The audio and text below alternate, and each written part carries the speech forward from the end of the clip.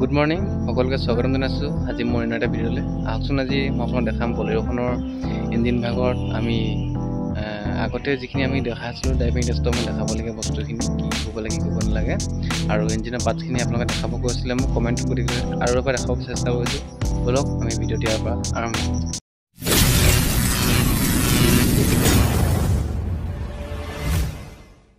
Moving কৰাৰ সময়ত একবাৰ ভগৱানৰ চিন্তাটো কৰি লওক। আৰু এতিয়া আপোনাক দেখাই আছোঁ মই ইঞ্জিনৰ ভাগ, বলেৰোখনৰ ইঞ্জিনৰ ভাগটো। প্ৰথমতে মই বনেটত খুলি ল'ম এনেকৈ, তো খোলাৰ পাছত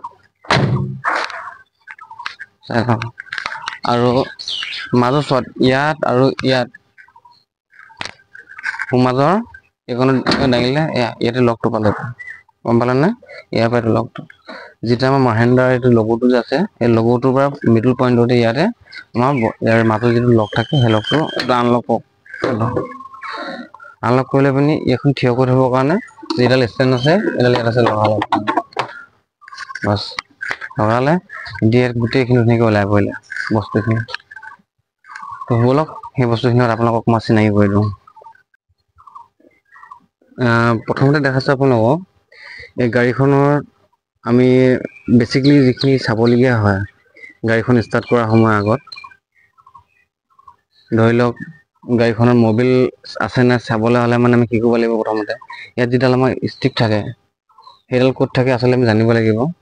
মবিল চেক কৰা যিডাল ষ্টিক দাও, তাৰপাছতে ক'ত ঢালে, ঢালাটো হ'ল এইটো আগত ভিডিঅ' দেখাইছোঁ। তাৰপাছতে এইটো হ'ল ব্ৰেক অইল, ইয়াত ব্ৰেক অইল ঢালে, ব্ৰেক অইল ইয়াত আপোনাৰ মিনিমাম মেক্সিমাম দুটা অপশ্যন থাকে। যদিহে সেই মিনিমামৰ তললৈ যায় মাজৰ ভাগত থাকে ইয়ালৈ গুচি আহে বা এইটো মিনিমামৰ কিবা তললৈ গুচি যায় তেতিয়াহ'লে মানে আমি পুনৰ আৰু ব্ৰেক অইল ঢালিবলগীয়া হয়। বা একেবাৰে মাজৰ ভাগত থাকিলে মানে আমি চলাব পাৰোঁ কিন্তু পাছত আকৌ ঢালি ল'ব লাগিব। তাৰপাছতে হ'ল একেবাৰে মেক্সিমামৰ একেবাৰে ওপৰলৈকে ফুল কৰি দিব নালাগে, তাত অকণ হাৱাৰ এয়াৰ ল'বলগীয়া হয়, সেইটো গম পালা। তাৰপাছত এইটো হ'ল আমাৰ যিটো আমাৰ ৱাইপাৰ চেম্পু বোলা পানীটো ভৰোৱা থাকে এই দামটো এইটো। এই বস্তুটো সাধাৰণতে খুব নিগনীয়া হোৱা দেখা যায়। আৰু তাৰপাছতে এইটো হ'ল আমাৰ এইটো এয়াৰ ফিল্টাৰ, এইটো এয়াৰ ফিল্টাৰ। এয়াৰ ফিল্টাৰটো খুলিব হ'লে নটকেইটা খুলিব লাগিব। 1 2 3টা নট, এই 4টা 5টা 6টা নটকেইটা খুলিব লাগিব। খুলিলে পাছত এইটো দাং খাই ইয়াতে আমাৰ এয়াৰ ফিল্টাৰ যিটো সেইটো আছে সেইটো ধুনীয়াকৈ জোকাই মেলি আকৌ লগাই দিব পাৰিব পুনৰ, সেইটো গম পালে। তাৰপাছতে হ'ল এইটো যে এইটো কুলেণ্ট টেংকি হয়, লিখা আছে কুলেণ্ট বুলি। যেতিয়া নেকি এইখন আপোনালোকে চলাই আহিব, চলাই গৰম হৈ থকা অৱস্থাত এই ঢাকোনখন খুলিবলৈ মানা কৰা আছে, খুলিব নালাগে একচুৱেলি। মানে কি হয় ভচকৈ মাৰি দিব, গাই চাই পৰি যাব, ধৰি আপোনাৰ গাত গৰম সেইখিনি পৰি যাব পাৰে। তাৰপাছত আমাৰ যিটো আমাৰ পাৱাৰ ষ্টিং হয়, পাৱাৰ ষ্টিঙৰ অইলটো ইয়াত ভৰা থাকে। ইয়াতো ঠিক একেই, মিনিমাম মেক্সিমাম দুটাকৈ অপশ্যন থাকিব। আৰু যিডাল আমাৰ মই কৈছিলোঁ যে মবিল চেক কৰিবৰ কাৰণে যিডাল ষ্টিক থাকে কেণ্ডাল, সেই কেণ্ডালৰ ক্ষেত্ৰতো একেই। এইডাল হ'ল এইডাল তলত আছে দেখিছে, এইডাল দুটা ফুটা থাকে, দেখাই দিছোঁ চাওক। এই দুটা ঘাট দেখা পাইছে আপোনালোকে, তললৈ মন কৰক। এই ঘাট দুটা কি আছে, এটা হ'ল মিনিমাম তলৰটো আৰু এটা হ'ল মেক্সিমাম। মিনিমামৰ তললৈ গ'লে মানে আমি মবিলটো একেবাৰে কমি যোৱা বুলি গম পাব লাগিব আৰু গাড়ীখন তেতিয়া ষ্টাৰ্ট কৰিব নালাগে, পুনৰ ঢালি পিনে গাড়ীখন ষ্টাৰ্ট কৰিব লাগে। আৰু নহ'লে কি কৰিব লাগে, মিনিমাম আৰু মেক্সিমামৰ মাজত থাকিলে মানে গাড়ীখন আমি ষ্টাৰ্ট কৰিব পাৰোঁ।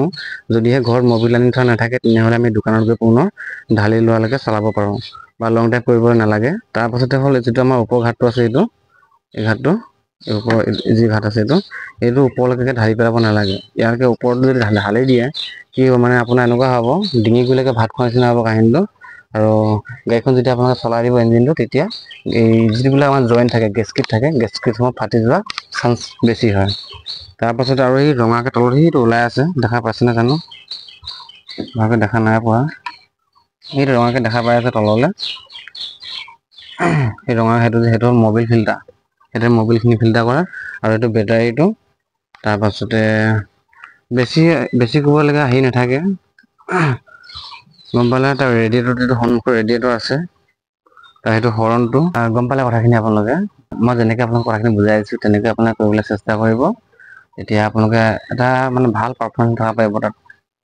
আৰু এটা কথা এইখিনিতে কৈ থওঁ, আমাৰ অসমত উস্তাদৰ কোনো হেৰি নাই, উস্তাদি মৰা যে তই যাবি গৈ তোক চিধা 2 নম্বৰ গিয়েৰত লগাই পিনি লৈ যাবি, কি কৰিব এইবোৰ নহয়, বুজিলে নাই? ইণ্টাৰভিউ হয়, ইণ্টাৰভিউ ক্ষেত্ৰত সদায় আপোনাৰ কম্পিটিশ্যন।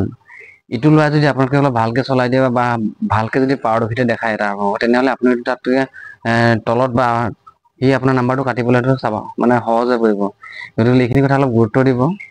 জবৰজন কাম নকৰিব গৈ পিনি। তাৰপাছত ভিডিঅ' আপলোড কৰিছিলোঁ, তাতে কৈছিলোঁ যে যিখিনি আমাৰ কমাৰ্চিয়েল গাড়ী থাকে, গাড়ীসমূহ আচলতে আমি দেখি থাকোঁ হাইত MVI সকলে ধৰে এই ৰাস্তা পদূলিয়ে, কি কয় গাড়ী যদিহে ফ্ৰণ্ট চাইডত আৰু এই চাইডলে, এই দুই চাইড কাষ চাইড আৰু পিছ চাইডলে যিখিনি আমাৰ ৰিফ্লেক্টিভ টেপ থাকে, মানে এটা চাইনিং এই টেপ থাকে, লাইটৰ পোহৰ পৰিলে আমি যদি জিলিকনি উঠি আহে, সেই টেপটো যদি নাথাকে তেনেহ'লে তেখেতলোকৰ এটা ফাইন কাটে। গতিকে সেই বস্তুটো ক'ত লগাইছে মই দেখাই দিছোঁ।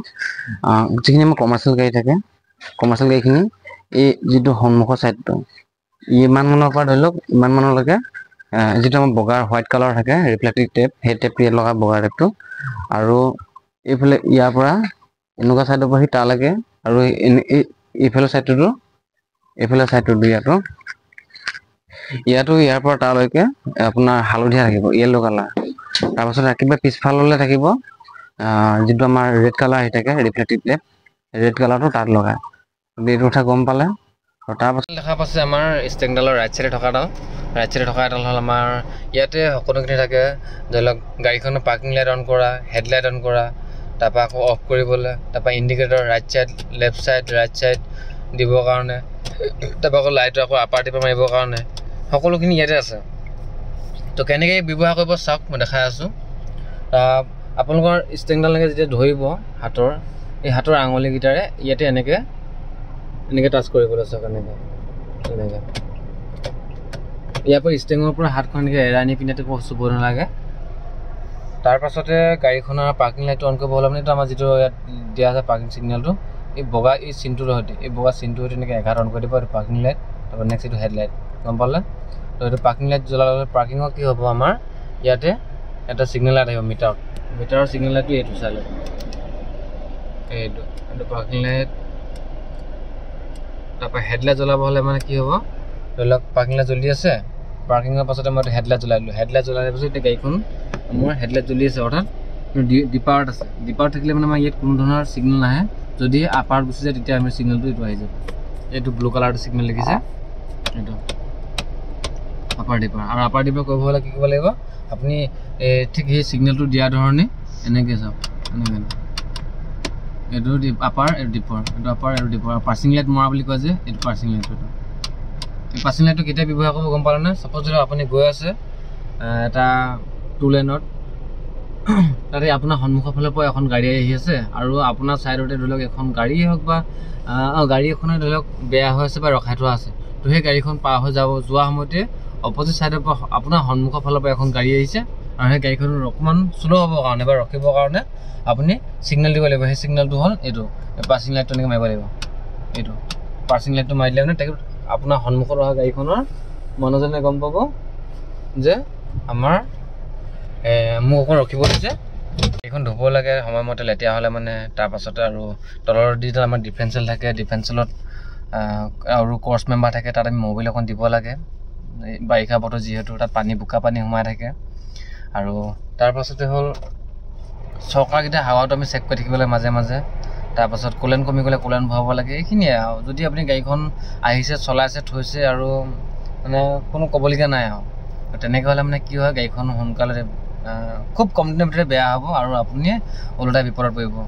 গাড়ীখন চলাই আপুনি আৰু কি কয়, গাড়ীখনক প্ৰতিপালন কৰিব লাগিব আপুনি। গতিকে অফিচাৰ বা আপোনাৰ মালিক, মই মালিক বুলি ব্যৱহাৰ কৰিছোঁ এইকাৰণে শব্দটো, যে সকলোৱে হয়তো গভৰ্ণমেণ্টৰ গাড়ী নচলায়, কিছুমানে প্ৰাইভেট মালিকৰ আণ্ডাৰত গাড়ী চলায়। তেখেতলোকেও গাড়ীখন নিজৰ দৰে অলপমান প্ৰতিপালন কৰিব লাগে, চোৱা চিতা কৰিব লাগে। আৰু যদিহে বিপদত পৰে, কোনোবানে ধৰি লওক ছাপ'জ আপোনালোকে গৈ থাকোঁতে গাড়ীখনৰ কুলেনটো শেষ হৈ গ'ল, কুলেনটো শেষ হোৱাৰ ফলতে আপোনাৰ গাড়ীখন অভাৰ হিট হৈ গ'ল। তো অভাৰ হিট হৈ যোৱাৰ পাছত কি হ'ব, আপোনাৰ লগত যোৱা অফিচাৰজনে হওক বা আপোনাৰ মালিকজনে হওক, তেখেতে বেলেগ ব্যৱস্থা কৰি আপুনি বেলেগ গাড়ীত গুচি যাব, কিন্তু গাড়ীখনত ফচি থাকিব লাগিব আপুনি, ভোকে পিয়াহে লঘোণত আপুনি থাকিব লাগিব। তেতিয়া সেই প্ৰব্লেমটো কিহৰ কাৰণে হ'লগৈ চাব, আপুনি যদিহে গাড়ীখন গেৰেজৰ পৰা উলিয়াই নিয়াৰ সময়ত কুলেনটো আছেনে একবাৰ টেষ্ট কৰি চালে হয়, বা মানে অন্যান্য যিখিনি আমাৰ অইলখিনি আছেনে চালে হয় একবাৰ, তেতিয়াহ'লে হয়তো গেৰেজতে গম পালে হয় যে মোৰ কুলেণ্টটো কম আছে মই কুলেণ্টটো ঢালি লওঁ তেনেহ'লে মানে আপোনালোকৰ এই বিপদটো আজি ৰাস্তাত নহ'লহেঁতেন নোচোৱাৰ ফলতে এতিয়া কি হ'ব মালিকজনে খালি ফোনতে ক'ব যে আমুকটো ক'ত বাকীটো আপোনাৰ ওপৰতে মেটাৰ আপুনি যি কয় কৰক এতিয়া গতিকে এইখিনি বস্তু চাব বলেৰোখনৰ চাবিটো আৰু ইয়াতে মই ভৰাই পানি 1 2 এইটো অন কৰি পিনি অলপ সময় ৰখি দিছোঁ এই ছিগনেল লাইটখিনি নমাই যোৱাৰ পাছতহে এতিয়া মই আৰু ষ্টাৰ্ট দিম ষ্টাৰ্ট হৈ গ'ল লাহেকৈ ক্লাছডাল এৰি দিলোঁ এতিয়া ক্লাছডাল এৰি দিলোঁ ধুনীয়াকৈ ক্লাছ ব্ৰেক এক্সেলাৰেটৰ তিনিটা দেখিছে ধুনীয়াকৈ আছে ষ্টাৰ্ট দিয়া সময়ত আমি ক্লাছডাল দবাব লাগে ফুল আৰু এতিয়া দৰকাৰ নাই ষ্টাৰ্টটো হ'ল যিহেতু ৰখি থাকিব লাগে অলপ সময় ৰখি থাকক ইঞ্জিনটো অলপ মোবিলটো মানে কি হয় এইটো মুভিং হ'ব দিব লাগে যিটো আমাৰ ভিতৰত থাকে পিষ্টন চিষ্টনবিলাক এইবোৰ চাৰ্কুলেশ্যন হ'ব লাগে বা ইঞ্জিনটো গৰম হওক তেতিয়া আমি কি কয় ডিজেল গাড়ীবিলাকৰ পিক আপ ভাল হয় বা ধোঁৱা নেমাৰে ইঞ্জিনটোৱে আৰু তেনেকৈ গতিকে গাড়ীবিলাক নিজৰ গাড়ীৰ দৰে মৰম চেনেহ কৰি পিনি চলাব লাগে তেতিয়া ৰাস্তা ঘাটে আপোনালোকে বিপদত নপৰে ধৰি লওক গাড়ীখন ধোৱা মেলা গাড়ীখনৰ চকাকেইটা হাৱা দিয়া আজিলৈ ইমানে আছিলে আপোনালোকক জনাবলগীয়া আৰু অন্য এটা ভিডিঅ'ত বাকীখিনি জনাই আছোঁ তো আজিলৈ ভিডিঅ'টো ইমানতে সামৰণি মাৰিছোঁ যদি আপোনালোকে চাই ভাল পালে তেনেহ'লে লাইক কৰিব কমেণ্ট কৰিব আৰু লগৰ বন্ধু বান্ধৱীক শ্বেয়াৰ কৰি দিব ভিডিঅ'টো তো ভিডিঅ'টো ইমানতে মই সামৰণি মাৰিছোঁ শেষলৈকে চাই থকাৰ বাবে পুনৰবাৰ আপোনালোকক ধন্যবাদ জনাইছোঁ